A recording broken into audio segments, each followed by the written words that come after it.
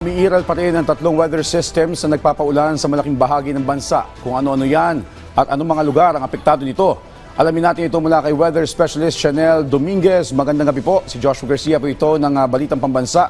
Chanel. Magandang gabi din po sa inyo. Yes, madam. Magandang gabi din po sa inyo at magandang gabi din po sa mga tagapakinig po natin. So weather update po muna tayo.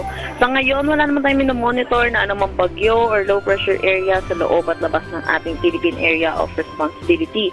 Pero inaasahan natin yung shear line or yung salubungan ng mainit at malamig na hangin na nakaka-apekto dito sa eastern section ng Northern Luzon ay magdadala ng maulap na papawiri na may mga kalat-kalat na pag-ulan dito sa may Isabela at Aurora.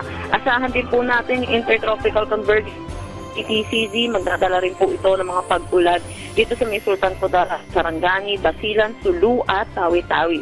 For Metro Manila and the rest of our country, naasahan naman po natin bahagya hanggang sa maulap na papawiri na may mga isolated rain showers or mga localized thunderstorm pagdating sa hapon at sa gabi.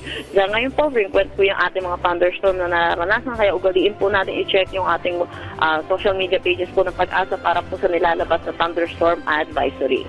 Yan po muna latest dito sa Pag-asa Weather Forecasting Center. Chanel Dominguez po, magandang gabi. Yes, Ms. Chanel, tanungin lang po natin para po sa kaalaman ng publiko. Ito po nabanggit natin sa Metro Manila, mayroong mga maulap na papawirin pero nakakaranas po tayo ng malalakas na ulan. Aasahan po ba ito na mangyari sa mga susunod pang araw sa buong linggo? Ayun po, kanina po nangyari, nakaranasan po tayo, may mga pag-ulan po tayo sa Metro Manila, kanina pong tanghali hanggang hapon po. Yun po yung tinatawag po natin mga localized thunderstorm po. Inaasahan po natin hanggat wala po tayong epekto ng northeast monsoon dito sa Metro Manila hanggang sa mga susunod na araw ay makakaranas po tayo mga pag-ulan lalo na po sa hapon tsaka sa gabi.